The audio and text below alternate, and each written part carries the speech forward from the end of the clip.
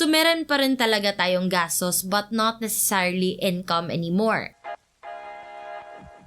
Hi everyone, it's Charm again and welcome back to my channel where we talk about personal finance, entrepreneurship, and adulting how-tos. So in today's video, I really want to talk more about money mindset, retirement, and everything in between. So that's the beginning, diba? You start with your mindset about your personal finances, how you're approaching your budgeting, your saving, and I keep reiterating that personal finance is personal. You have to see what works for you, and it's also very psychological. You have to think about your past traumas. Why do you think this way? Why are you complacent about money? Why do you not want to think about money? Why do you think that money is abundant? Why do you think that money is scarce? So that's the money mindset part, and we're gonna talk about the end goal as well, which is financial freedom, retirement, diba? All of these things. Again, just as a disclaimer, I'm not a financial advisor. I'm talking about these topics from my experience as a breadwinner, for someone who wants to retire early at 45 years old, and for someone who's very financially conscious and very aware, and parang gusto ko talaga my personal finances are in order. So, a portion of this video is in collaboration with AXA, but more of that later on. Without further ado, let's start this video. So I've made so many videos about personal finance, right? Saving, budgeting, investing. But today, I want to talk about the point of it all. Why do we have to take care of our personal finances? Ano ba yung end goal natin? Is it to be better at managing money? Is it to be aware where your money goes? Or it's just to be financially healthy? Now, those are all valid reasons on why you want to learn about personal finance and learn how to save and budget and all of that. But I want to talk about yung end goal nga natin, which is financial freedom, right? So if it's your first time learning about financial freedom, it just means that you are free from financial problems, financial woes. And actually, it was well explained in an Instagram story that I saw from Heart Evangelista. And she said, "Nothing beats sleeping well at night knowing you'll be fine for the next 10 years of your life." Wow, diba? It means that if I stop working today, I know that I'll be good for the next 10 years. That's the goal, right? That's the end goal. Para siyang pangmayaman lang, para siyang imposible. But what you guys might not have realized is that most of us, if not all of us, will have to go through that someday, and that is called retirement. We are typically encouraged to retire at around 60 to 65 years old. Kasi like we're older now, we might not be as effective now, we might not be as physically fit and active anymore. Now, most of us don't like to think about or don't even realize that we have to think about retirement. And what I want you guys to realize is that financial freedom is mostly tied to retirement. Because if you don't realize it right now, retirement is a period in our lives wherein we're not necessarily working and earning anymore, but ang dami pa rin nating gastos. We still have day-to-day living expenses to think about. Or more medications or supplements, check-ups. You still have to eat, pay utility bills. So meron pa rin talaga tayong gastos, but not necessarily income anymore. Okay, so first, let's talk about the current landscape of retirement in the Philippines. So the National Statistical Coordination Board expects Filipino males and females to live up to 68 to 73 years old respectively, which means that if we are encouraged to retire at 60 and we are, we have a life expectancy of around 68 to 73 on average, we could live much older, especially with the technology now, diba? That means that we have around 8 to 13 years of our lives wherein again, we're not necessarily earning anymore, but meron pa rin tayong mga gastos. So we have to prepare for that portion of our life. And this is why I want to parang oppose people thinking about, oh, YOLO, I want to spend my money right now kasi hindi natin alam kung hanggang saan na lang tayo, ganyan. But then what if you live long, diba? You live up to 80, 90, 100 years old and you didn't prepare for your retirement. So you're enjoying your money right now, but you're gonna be suffering later on wherein you can't afford much to suffer. Kasi nga, we're more frail, mas mayroon na tayong sakit, and etc. Now, let's talk about what the retirees do in the Philippines in terms of money when they retire. So, 2 out of 100 or 2% of Filipino retirees are financially independent. They're financially free, right? Kaya nilang isustento yung life nila until they die, essentially, right? 45% of Filipino retirees depend on their families and relatives. Now, this is very evident. This is a very common Filipino trait. We see multi-generations in one household. For some, it could be because we have close family traits, and for some, it's because maybe they don't have a choice. Now, 30% of Filipino retirees rely on public and private charities and other organizations.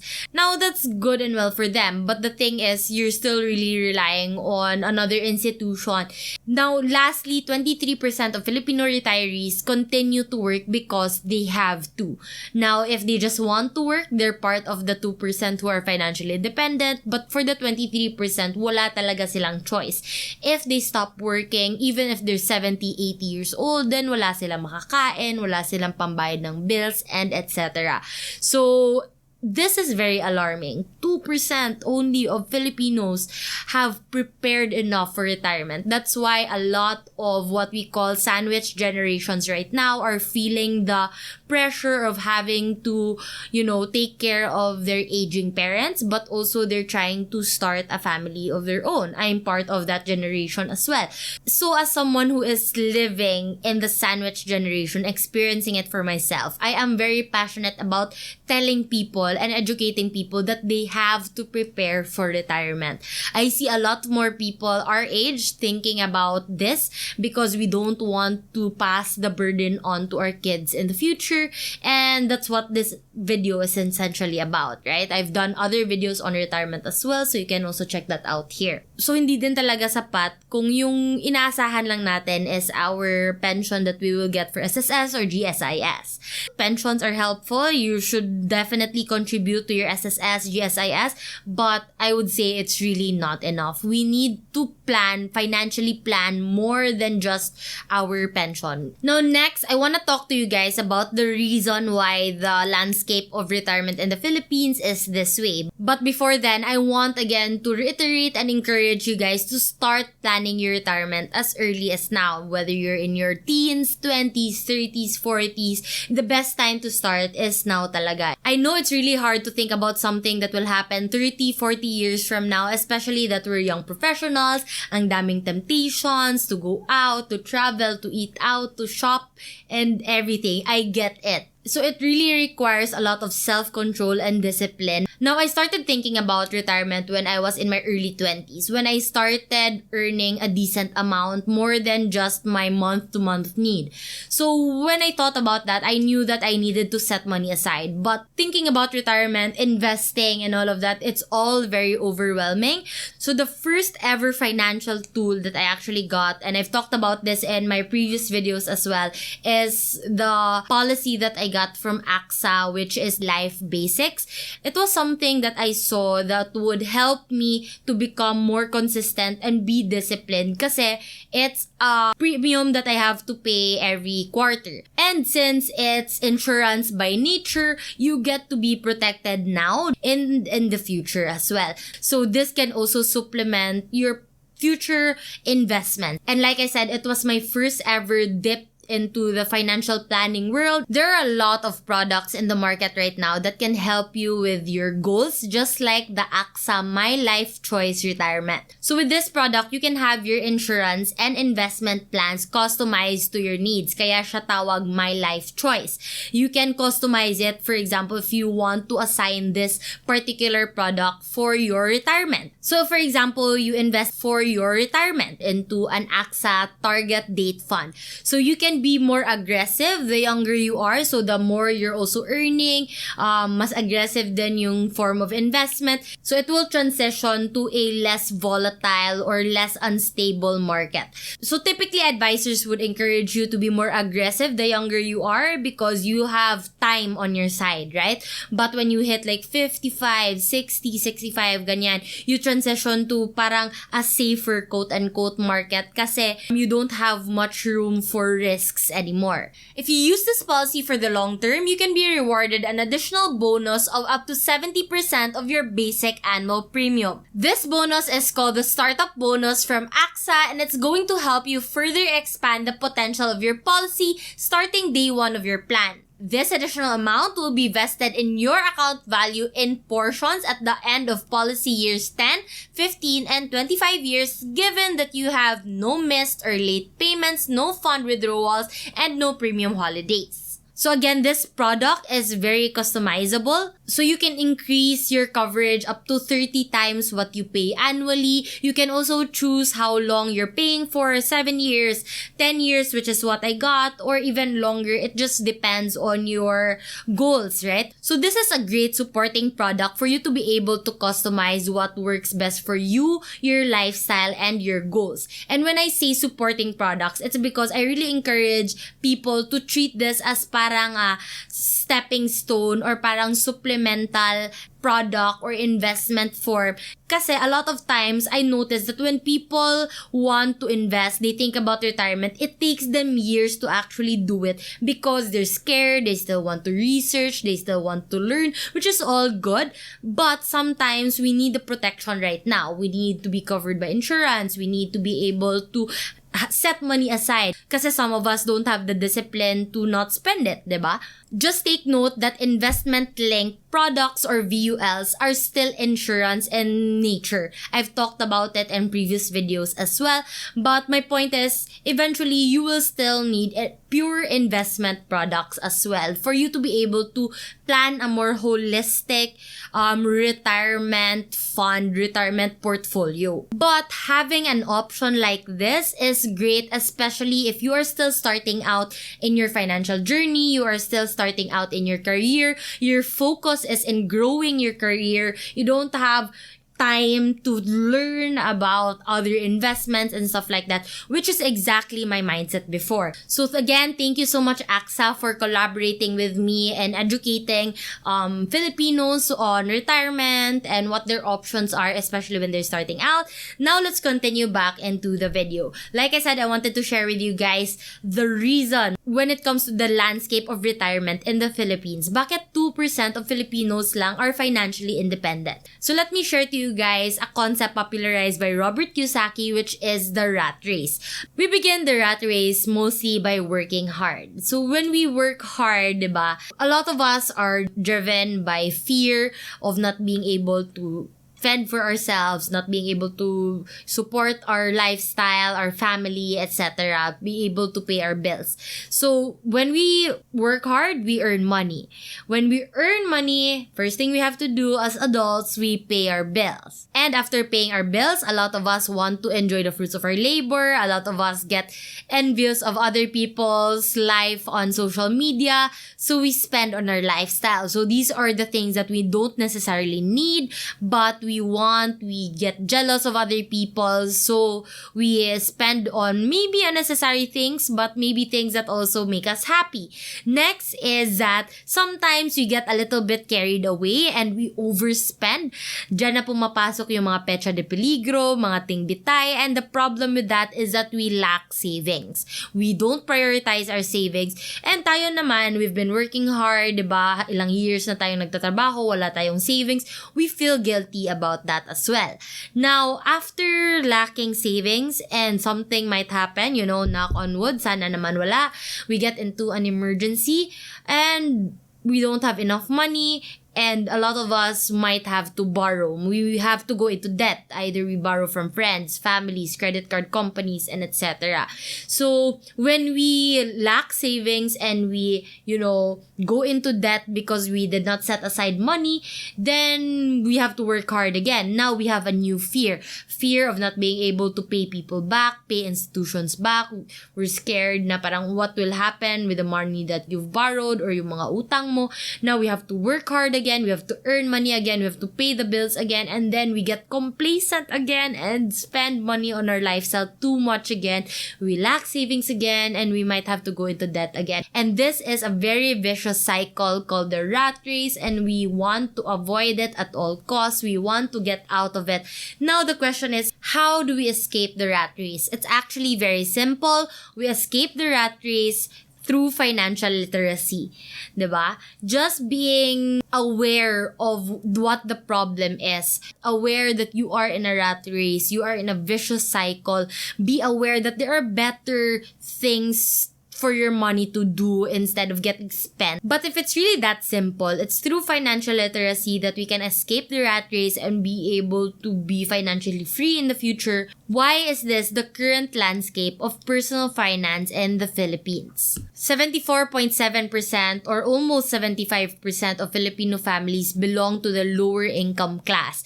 A family of 4, 2 parents and 2 kids, and they live less than 328,000 pesos a year, or that's around 27,000 pesos a month. So that is the reality of 75% of the Filipinos living in the Philippines. Now, the next statistic is that 25% of Filipinos are financially literate. So this is based on a 6-point questionnaire, and I will post the questions here.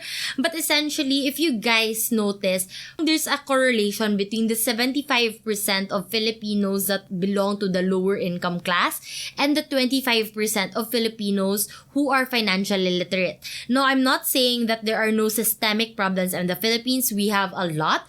But what I'm saying is that being financially literate definitely helps your case way more than being unaware of what you should do in the first place. Last statistic is that 89% of the Filipino youth rely on their parents' financial knowledge. Now, this is very tragic because again of the second statistic, only 25% of Filipinos are financially literate. So that means that a lot of Filipinos are following their parents' footsteps that are also not financially literate, right? They also don't know, or they're not very good at saving and budgeting as well. Para siyang the blind leading the blind, wherein you don't necessarily know what you're talking about and what you're doing, and you're teaching and passing these traits on to the next generation. Now, this is why it's very important to encourage, to teach at a young age how money works, how, budgeting works, how to save and how to invest. And if it's not through the educational system, if you're working already now, then it's best for you to go out there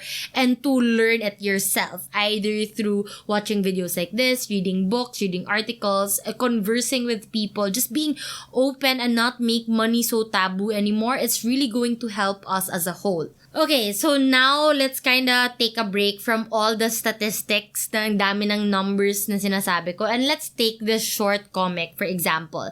So let's say this is Juan and Pedro. So Juan says, Pedro, why do you bother to budget? Like, why are you budgeting? And then Pedro says, Juan, so that I can worry before I spend money and after. So this, my friends, is the complete wrong way of thinking why you should be proactive with managing your finances. Ito kasi, para siyang you're promoting or you are thinking na just by knowing where I spend my money, just by having financial goals, I have anxiety. Parang I don't want to face the truth. I don't want to know where I'm spending. I don't want to know because it makes me stress.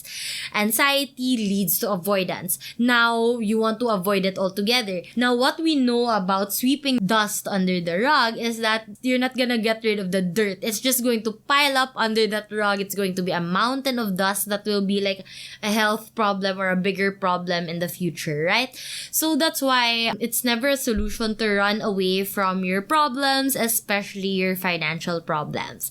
Now, I mentioned a lot of things. Anxiety, avoidance. Kanina sa rat race, I mentioned fear, envy, jealousy, shame, guilt, right?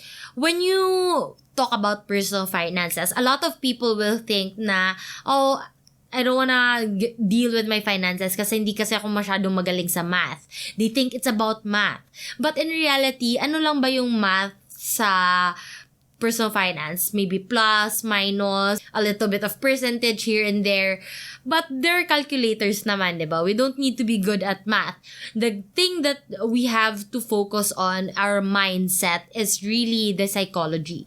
Personal finance has more to do with your psychology, with how you dealt with money growing up, with how you're dealing with money and finances right now as compared to mathematics. So when I talk about psychology and when you're starting out with your personal finance journey, I usually like to ask people, what is your current relationship with money right now? Is it positive? Is it negative? And what has caused that? Maybe, let's say, growing up, what was money in your household? Lagi bang pinag-aawayan ng parents mo yung pera so that maybe like cause like a negative connotation, a negative relationship with you and money kasi sa tingin mo money is evil and all of that?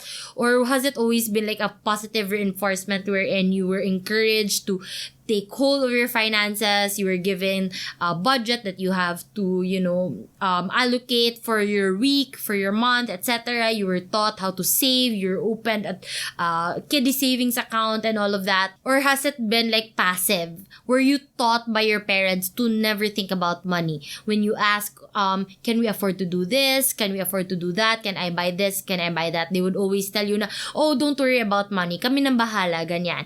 So you don't really know if secretly naghihirap na ba sila, hindi na ba nila afford, or mayaman ba kayo. Like, it was really just passive. You were taught not to care about it. So, I've seen a lot of this childhood money relationship really translate to adulthood.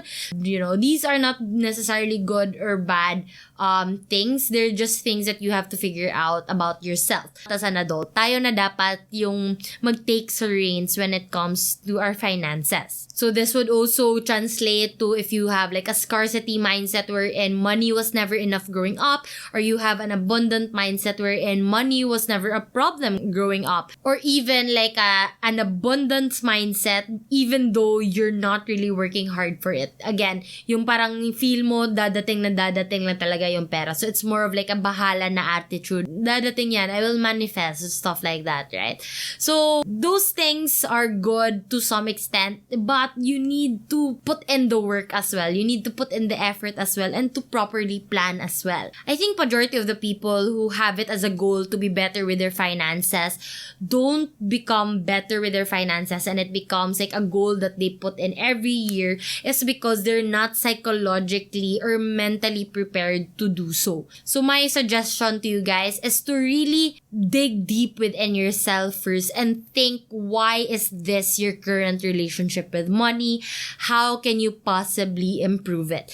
And then from there, you would know yourself much, much better. So for example, I know myself na if I don't control myself, I get carried away with my spendings. So that's why I like being forced to save. I like auto-debiting my investments. I like to automatically auto-debit my insurance payments because I don't want to give myself the chance to forget payments, to miss out on payments, to overspend on things and not be able to save. Now, today we talked about retirement and we talked about money mindset, but I usually have like a 6-step process wherein I really encourage people to go through it one by one. That's earning, saving, spending or budgeting, protection, which includes emergency funds and insurances, debt management, and investing. All of these things I've talked about in my book, and I've talked about this in other videos as well. I'm telling you guys now, your life will be so much better when you start planning about your retirement right now. Again, I know it's really hard to think about something that's 30, 40 years down the line, but that's actually the perfect time to think about it because you have time on your side. If you have time on your side, you can be conservative when it comes to your investments and be able to retire on time pa rin. So there's a study that says that if you invest 20% of your income for the next 37 years, so if let's say you start at 33 and end at 60, you can end up with a nest egg, retirement nest egg that can possibly last you your lifetime. So I will link that research also down below, but essentially guys, inuulit-ulit ko na talaga this video.